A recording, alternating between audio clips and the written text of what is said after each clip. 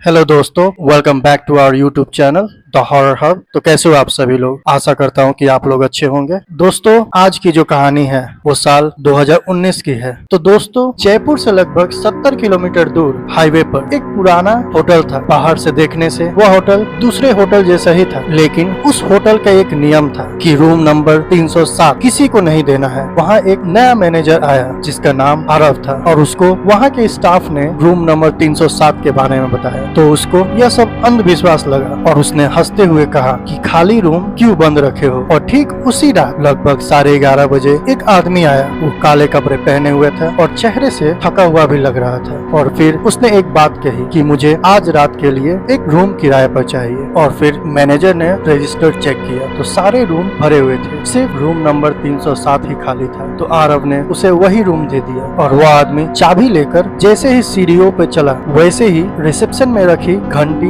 अपने आप बजने लगी। तो मैनेजर ने देखा और उसको नजरअंदाज करके सोने चला गया। और फिर रात के करीब 12 बजे रिसेप्शन पर रूम नंबर 307 से एक फोन आया और मैनेजर ने कॉल उठाया। तो दूसरी तरफ से एक छोटी बच्ची रोते हुए बोली, अंकल, मेरे कमरे में कोई है। फिर आरव ने पूछा, आप ठीक तो हो ना? लेकिन दूसरी तरफ से एक और आवाज आई, वो मुझे देख रहा है।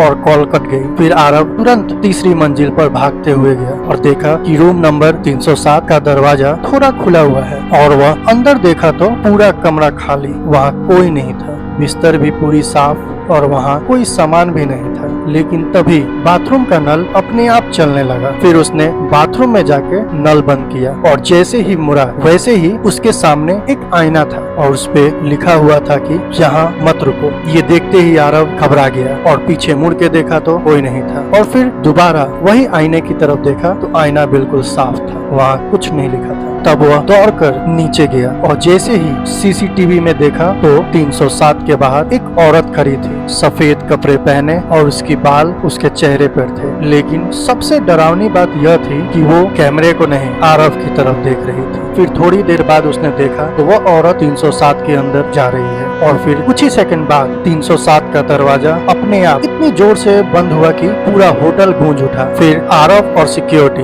दौड़कर 307 के पास पहुंचे और दरवाजा खोलने की कोशिश करने लगे। तभी दरवाजे के अंदर से धीरे धीरे किसी के चलने की आवाज आने लगी। और फिर थोड़ी ही देर बाद दरवाजे पर किसी के नाखून से रगड़ने की आवाज आने लगी। और तभी अचानक वह दरवाजा अपने आप खुल गया और आरव अंदर देखा तो कमरा फिर से खाली, लेकिन बिस्तर पर गीले पैरों के निशान थे। ऐसा लग रहा था जैसे कि कोई बाथरूम से निकल के सीधे बिस्तर पर आया हो, लेकिन वापस जाने के कोई निशान नहीं थे। मतलब जो अंदर आया वो गायब हो गया। और ठीक उसी समय लिफ्ट अपने आप तीसरी मंजिल पर आकर रुक गया और दरवाजा खुला तो अंदर वही आदमी था जिसे आरव ने कमरा नंबर 307 दिया था। उस समय आरव ने देखा तो उसकी आंखें बिल्कुल सफेद थी। और तभी आरव ने उससे पूछा कि आप यहाँ? तो आदमी ने मुस्कुराते हुए कहा कि मैं तो यहाँ शाम से ही हूँ। फिर आरव ने बोला कि आप तो कमरे में थे ना? तो वह आदमी बोला कि मैं तो कभी कमरे तक पहुँचा ही नहीं। इतना कहते ही लिफ्ट की लाइट अचानक बंद हो गई और थोड़ी देर बाद लाइट आई तो देखा कि लिफ्ट खाली थी। ये देखते ही आरव डर के मारे नीचे रिसेप्शन में भागा और वहाँ जाकर उसने पुरानी रजिस्टर निकाली तो उसे देखकर उसके होश उड़ गए। वह देखा कि हर 5 साल में एक ही नाम, एक ही सिग्नेचर बार बार दर्ज थे और वह नाम और सिग्नेचर उसी आदमी के थे